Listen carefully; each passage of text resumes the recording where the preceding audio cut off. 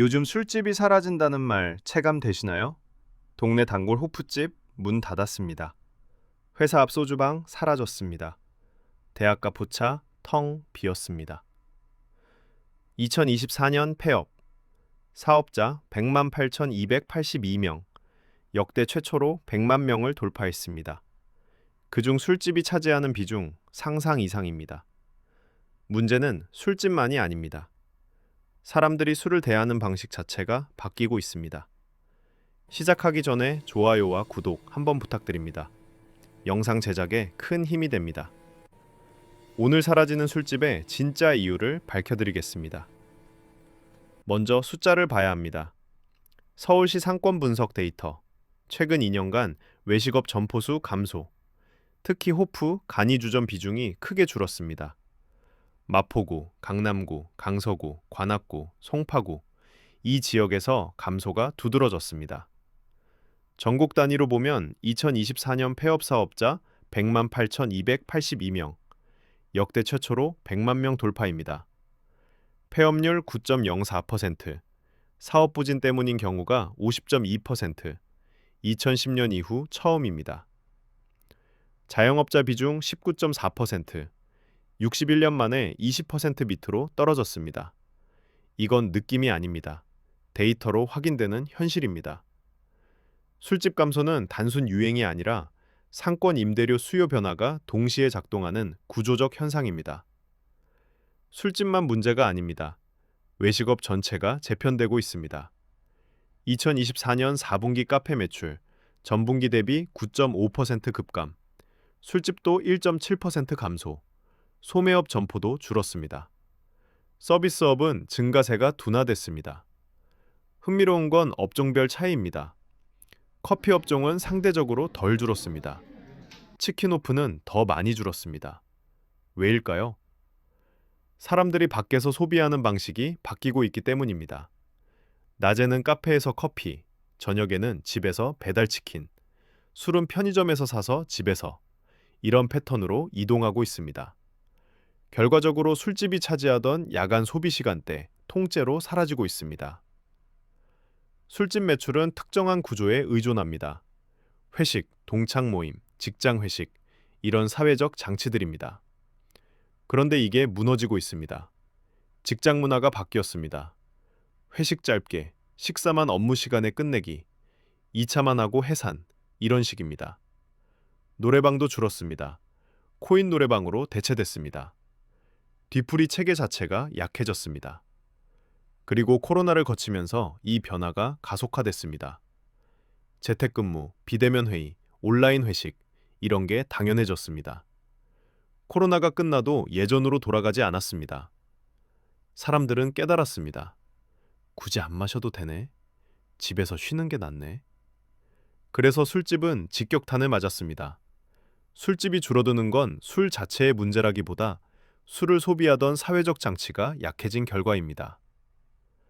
이제 미국 이야기를 해야 합니다. 왜냐하면 미국에서 일어나는 일이 보통 10년 후 한국에서 일어나기 때문입니다.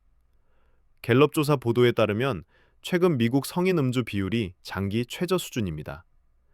특히 젊은 층에서 알코올도 건강에 해롭다는 인식이 강해지고 있습니다. WHO 유럽 지역 기구는 안전한 알코올 섭취량은 없다고 발표했습니다. No safe level. 건강에 안전한 수준은 없다는 겁니다.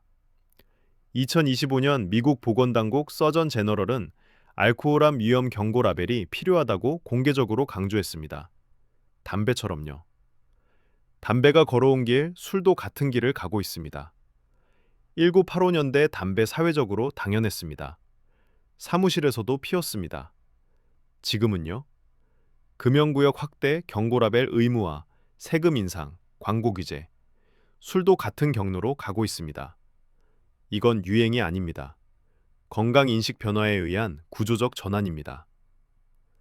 소비 패턴 변화는 기업 가치로 바로 반영됩니다.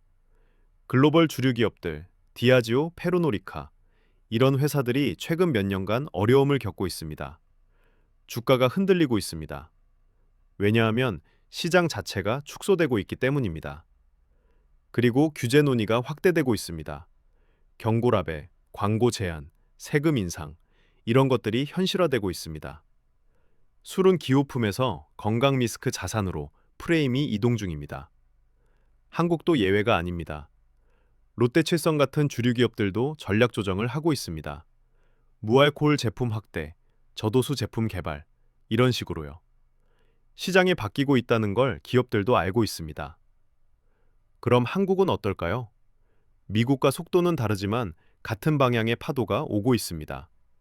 남성 음주율 하락, 여성 음주율 변화. 이런 통계도 있지만 더 중요한 건 구조 변화입니다. 회식 문화 약화, 건강 인식 변화, 소비 구조 변화. 이 세 가지가 동시에 진행되고 있습니다. 업소도 줄었고 알바 시장도 혼재합니다. 구인도 어렵고 구직도 어렵습니다. 왜냐하면 시장 자체가 쪼그라들면 양쪽이 동시에 힘들어지기 때문입니다.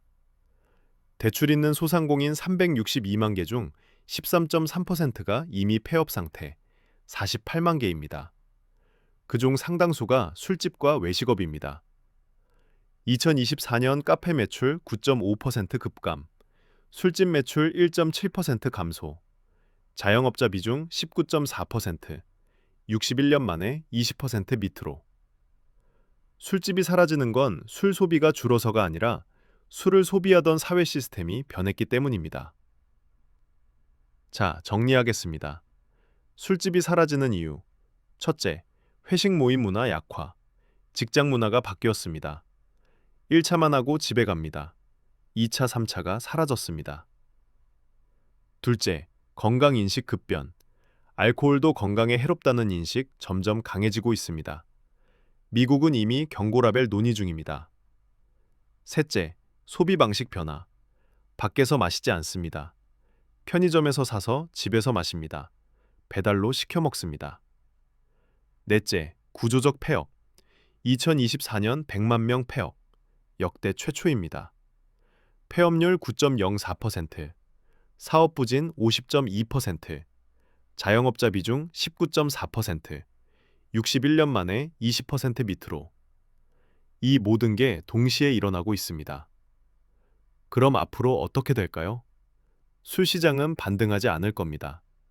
담배가 걸어온 길, 술도 같은 길을 가고 있습니다. 천천히 줄어드는 구조로 갈 가능성이 큽니다. 완전히 사라지지는 않겠지만 규모는 분명히 축소될 겁니다. 그 자리에는 다른 것들이 들어올 겁니다. 무알코올 시장, 저도수 제품, 새로운 외식 업종, 재편되는 야간 상권.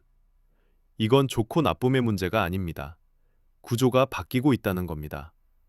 그리고 그 변화를 정확히 이해하는 것, 그게 가장 중요합니다. 구독과 좋아요는 저에게 큰 힘이 됩니다. 감사합니다.